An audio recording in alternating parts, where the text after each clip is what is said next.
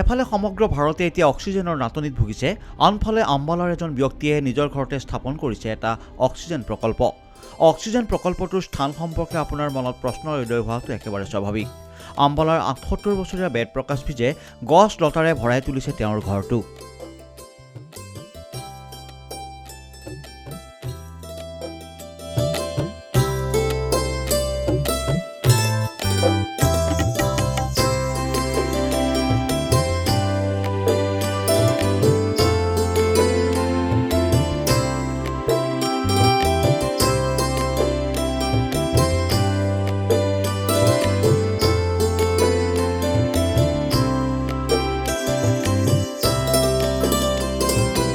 मुझे यूँ लगता था कि आप अगर प्रकृति की गोद में रहते हैं, प्रकृति के आसपास रहते हैं, तो प्रकृति आपको वो कुछ देगी जिसकी आप कल्पना भी नहीं कर सकते। और मुझे जीवन में बहुत कुछ मिला है, बहुत समृद्धि मिली है। वो सब समृद्धि कारण उसका है मेरे पेड़ पौधे। ঘৰতে ১,০০০ৰো অধিক টাবত শ বিভিন্ন প্ৰকাৰৰ গছৰ পুলি ৰোপণ কৰিছে অধ্যাপক বেদ প্ৰকাশে। সেয়ে তেওঁৰ তিনিমহলীয়া ঘৰটো শুৱনি হৈ পৰিছে সেউজীয়া গছ-গছনিৰে। सन 82 से मैं ये सब कुछ कर रहा हूँ। मुझे प्रेरणा मिली अपने मेंटोर, अपने गुरु प्रोफेसर VS कुमार थे, उनसे मुझे ये प्रेरणा मिली। অধ্যাপক বেদ প্ৰকাশে জনাইছে যে 1982 চনত তেওঁৰ গুৰুৱে তেওঁক এটা ফুলৰ পুলি উপহাৰ হিচাপে দিছিল আৰু তেতিয়াৰে পৰা গছপুলি ৰোপণৰ প্ৰতি আকৰ্ষিত হয়। 40 বছৰ শিক্ষকতা কৰাৰ পিছত 2004 চনত তেওঁ অৱসৰ গ্ৰহণ কৰে। অৱসৰ গ্ৰহণ কৰাৰ পিছৰে পৰা তেওঁ ঘৰতে থাকি বিভিন্ন টাবত গছপুলি ৰুই যত্ন লৈ আহিছে। লগতে নতুন নতুন গছপুলিও কিনি আনে বেদ প্ৰকাশে।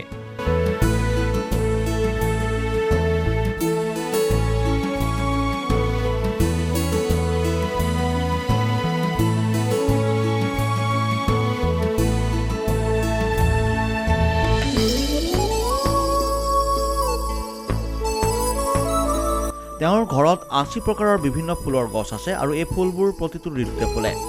তেওঁ ইংলেণ্ডৰ লিপটন নাৰ্চাৰীৰ পৰা ফ্ৰিজিয়া প্ৰজাতিৰ এটা পুলি আনিছিল আৰু নিজৰ ঘৰত টাবত ৰুইছিল। বেদ প্ৰকাশৰ যত্নত লহপহকৈ বাঢ়িছিল পুলিটো। অৱশ্যে ভাৰতীয় প্ৰজাতিৰ ফুলহে বেছি ভাল পায় অধ্যাপক বেদ প্ৰকাশে। बच्चे बड़े होते गए और साथ में मेरी उम्र भी बढ़ती गई, तो अपने घर को और सुंदर से सुंदर बनाने के लिए मैंने ये काम शुरू किया। तो मैंने अपनी पत्नी से ये कहा कि you are for inside, I am for outside.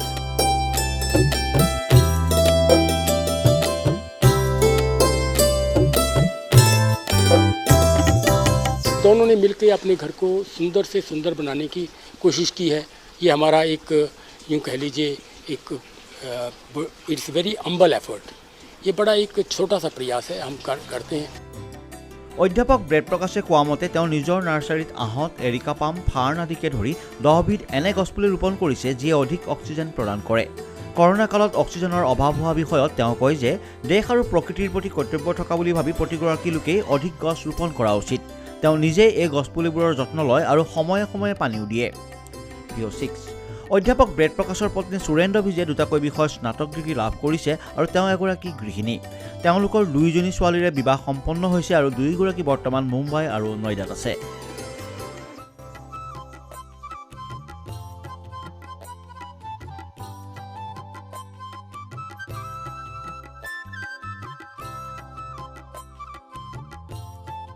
जब मैं अंदर से किचन का काम करके बाहर आती हूँ तो मुझे लगता है मेरी थकावट उतर गई। सुबह उठते हैं, कोई नया फूल खिलता है तो हम एक दूसरे को आवाज़ें लगाते हैं, अरे देखो देखो ये फूल खिल गया, आज ये पहला फूल खिला है। প্ৰকৃতিপ্ৰেমী স্বামীৰ বিষয়ে পত্নী সুৰেন্দ্ৰ ভিজে কয় যে যেতিয়া প্ৰথমতে তেওঁৰ স্বামীয়ে ঘৰত গছপুলি ৰোপণ কৰা আৰম্ভ কৰিছিল, কিছুমান লোকে এয়া পাগলামী বুলি তেওঁক তাচ্ছিল্য কৰিছিল। কিন্তু আজি ঘৰৰ চৌপাশৰ সেউজীয়া পৰিৱেশ দেখি সেইসকল লোক অত্যন্ত সুখী বুলি মন্তব্য কৰে সুৰেন্দ্ৰ ভিজে।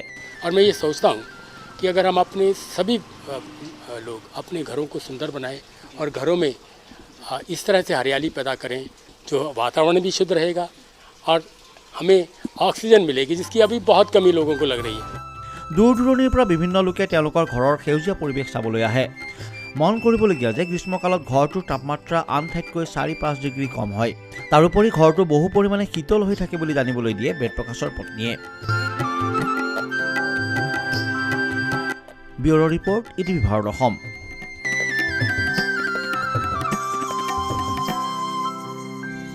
এনে ধৰণৰ অধিক ভিডিঅ'ৰ বাবে ডাউনলোড কৰক ইটিভি ভাৰত।